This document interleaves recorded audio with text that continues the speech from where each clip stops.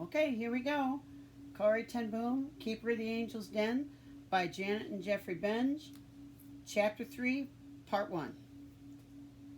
It was May 9th, 1940, and there was no need for Corrie to ask her father whether he would be staying up past his new bedtime of 8:45 p.m. It seemed just about everyone in Holland would be staying up. At 9:30 p.m. that night, the Prime Minister of Holland was going to make an announcement on the radio. I've got my radio here. I got my radio, so they've got their radio handy. He was going to tell the country whether or not they would be joining in the Second World War. For months there had been talk of little else in Holland. For the past 7 months, war had raged all around them, ever since Nazi Germany had invaded Poland in September 1939. Since then, Germany had become even more aggressive, taking over Denmark and Norway. Many people predicted that Luxembourg, Belgium, and Holland would be the Nazis' next targets. A number of Dutch people, though, thought that was a crazy idea. They argued that Dutch people would never have to fight in a war. Throughout World War I, Holland had remained neutral, supporting neither side. Why would World War II be any different? And besides, the Dutch had close ties to Germany. Queen Wilhelmina's late husband had been German, and the husband of Princess Juliana, next in line for the throne, was German too. Other Dutch people were not so sure. They said Adolf Hitler, leader of Nazi Germany, was a madman who would not stop until he had conquered the world. So everyone in Holland nervously awaited the Prime Minister's announcement. Corrie and her father knew more about what was going on in Germany than did many people in Holland because Willem had studied for his doctorate there. Although it had been 13 years before, he had come back with a sad warning. He had even written one of his university papers on the roots of a terrible evil that was brewing in Germany. He thought that the poverty and shame of defeat that the Germans felt after World War I were a dangerous mix. He argued that the Germans were angry and bitter, and as a result, were looking for someone to blame for their problems. If their anger and bitterness were ever stirred up by the government, Jewish people could be in great danger. When Willem had handed his paper in, his professors laughed and congratulated him on his wonderful imagination. They assured him there was nothing to fear in Germany. But Willem had not been able to stop thinking about the problems in Germany. He was certain they would one day spill over and affect the entire world. As early as 1933, Willem was telling his congregation about the hatred that was poisoning the German people. Whenever something didn't go well for the new German leader, Adolf Hitler, he would find someone else to blame for it. Often it was Jewish people. Indeed, in 1933, Hitler banned Jews from holding public office, from working in civil service, and from being teachers and journalists. Many Germans, even Jewish Germans, weren't too concerned about this. There were still plenty of good jobs a Jewish person could take. However, those bans were just the beginning. By 1935, German Jews, many whose families had lived in Germany for hundreds of years, had their citizenship taken from them. They could no longer vote or marry non-Jews. By 1938, Jews were not allowed to be lawyers or doctors. Some Jews fled to America and other parts of Europe, but many others stayed in their homes, believing things could not possibly get any worse in a, quote, civilized country. Willem, though, felt sure things would get worse for Jewish people in Germany. He tried to warn his congregation. Hitler was determined to breed a master race. Now, congregation, that's a vocabulary word. An assembly of persons met for worship. William tried to warn his congregation. Hitler was determined to breed a master race in Germany, which consisted of white, Christian, Northern European people. He called these people Aryans, capital A-R-Y-A-N-S, Aryans. and he wanted to eliminate anyone who wasn't part of this race. Of course, Jewish people couldn't be part of Hitler's master race. Neither could gypsies or people with physical or mental disabilities. Gypsies, those are people who roam from one place to another with no permanent home. Gypsies, not going to have any chance to be part of Hitler's master race.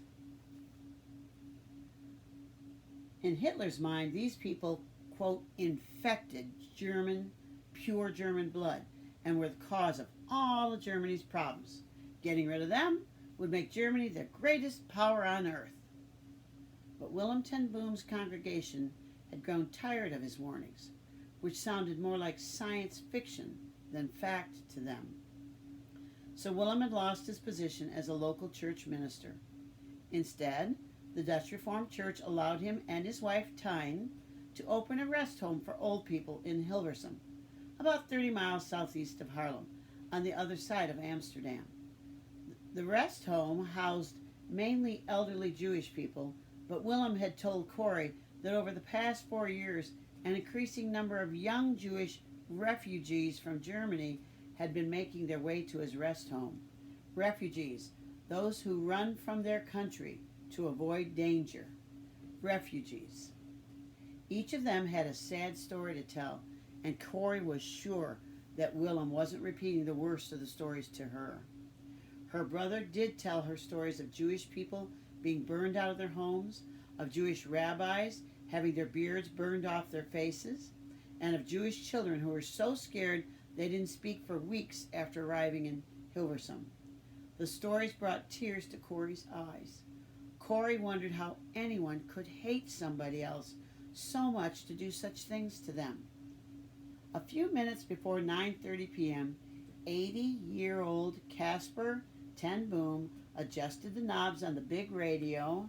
He's adjusting the knobs on the big radio,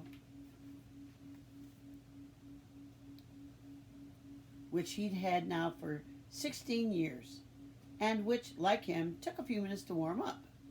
They could have listened to the speech on the smaller, more modern radio they had downstairs, but somehow Corey sensed they all wanted to hear it on something old and solid, something that reminded them of peaceful, quiet evenings spent listening to orchestras. The radio hummed and crackled, and Corey leaned forward to adjust it to the station a little better. At exactly 9:30 p.m., the voice of Holland's Prime Minister filled the room. It sounded smooth and soothing.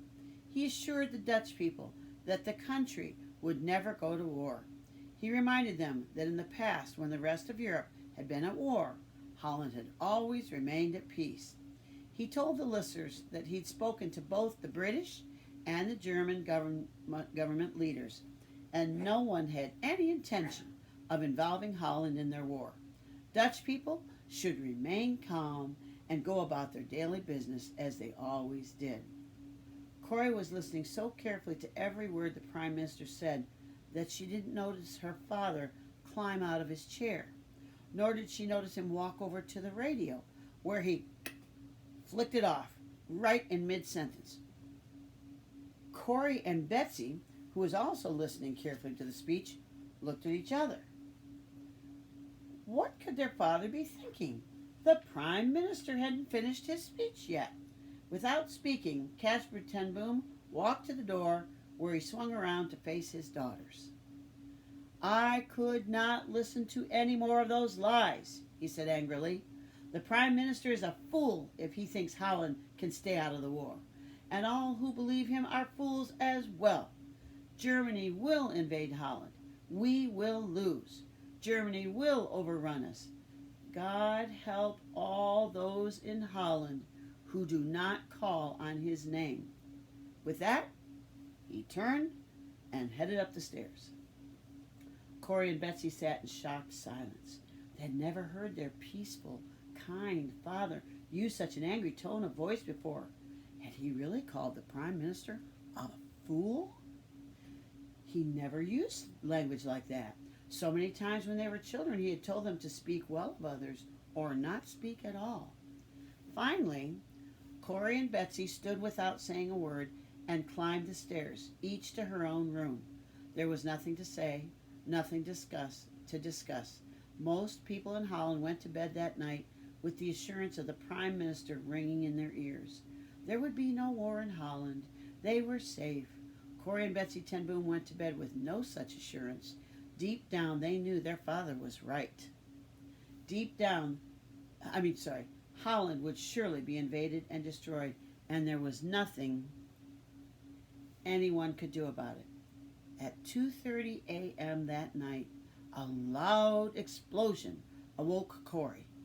At first, she didn't know what had awakened her, but within seconds there was another explosion, and the glow of orange light through her curtains. She sat up and swung her feet to the floor. There was no doubt in her mind. Her father was right. German bombs were falling. Holland was under attack. Corey grabbed her robe and headed down the stairs. She passed her father's room and listened carefully. In and out, in and out. She could hear his breathing. Amazingly, he was still asleep. She grabbed the railing and ran down the stairs a few more steps to Betsy's room. Corey found her sister sitting on the edge of her bed and rushed into her arms. The two of them clung to each other, waiting for the noise to stop. But it went on and on. Finally, after 10 minutes, Betsy spoke. "Let's go into the front room and look out the window." Corey nodded. Holding hands just as they had when they were young girls, Corey and Betsy crept into the front room. They edged their way to the window and peered out. "They must be bombing the airport," whispered Betsy, pointing in the direction of the bursts of orange light. Corey nodded again, still too shocked to speak. They stood at the window for several minutes. With each blast, more orange light pulsated through the room, making the objects that had stood there for over 100 years look strangely out of place. Finally, Betsy pulled on Corey's arm. "Let's pray," she said, as she sank to her knees in front of the piano stool. That's the end of Chapter 3, Part 1.